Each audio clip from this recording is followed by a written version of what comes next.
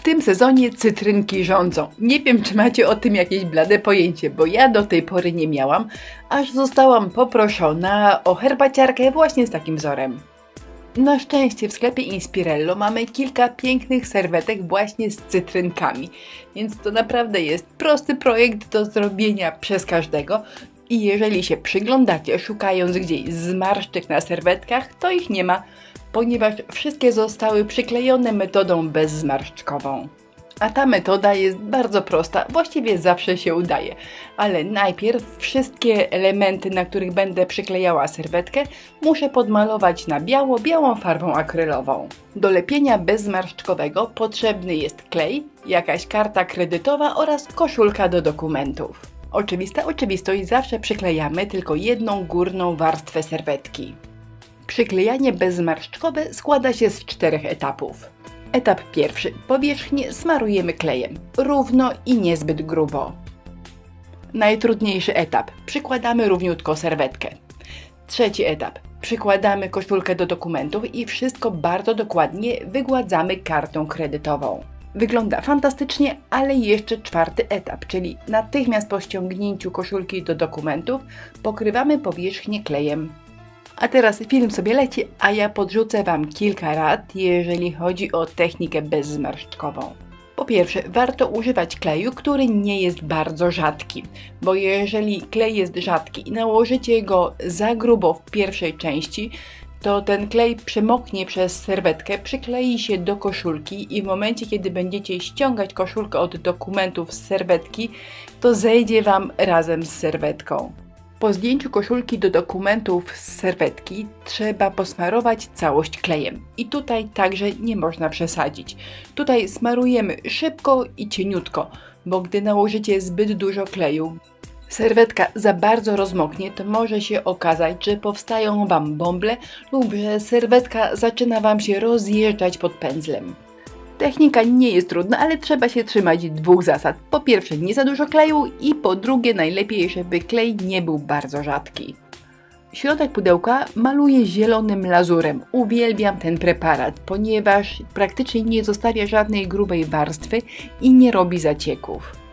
Kółeczko będzie pasowało takie o średnicy 7 albo 8 cm. Na początku pomalowałam je na biało, a teraz przyklejam jedną cytrynkę. Myślę, że taka drobna ozdoba od środka będzie fajnie wyglądała. Przyklejam, lakieruję i niech sobie czeka na swoje 5 minut. A teraz troszkę cieniowania. To oczywiście nie jest konieczne, mogłabym tego nie robić, ale lubię dodawać takie bariery, bo uważam, że wtedy jest ładny efekt 3D i całość ciekawiej wygląda. Natomiast przy okazji zrobił się taki lekki efekt vintage. Albo ktoś lubi, albo nie lubi. Oczywiście nie musicie stosować cieniowania. Na tym etapie jeszcze nie miałam zielonego pojęcia, czym jeszcze ozdobię to pudełeczko. Wydawało mi się, że ładnie może do tego pasować rafia, może jakaś koronka bawełniana, a może po prostu sznurek jutowy. Lubię jakieś dodatki, które troszkę urozmaicają pracę. I ostatecznie dodatki są 2. Po pierwsze, pomyślałam, że dodam odrobinę luksusu, stosując lakier 3D. I zasadę mam taką, żeby nie wszystko było błyszczące, wtedy całość jest ciekawsza. W tym wypadku postanowiłam nabłyszczyć tylko 3 cytrynki z wieczka.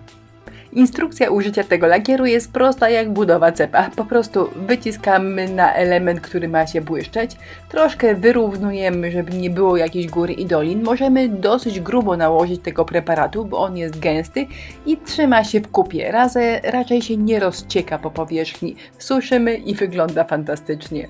Pomyślałam, że dodam jeszcze taką delikatną rameczkę. I bardzo mi tutaj pasował napis serwetki.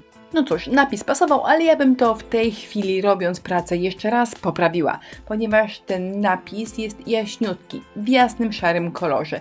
I ja bym go nawet nalepiła, ale potem bym wzięła mazak albo ołówek i te literki poprawiła, żeby one były bardziej wyraźne.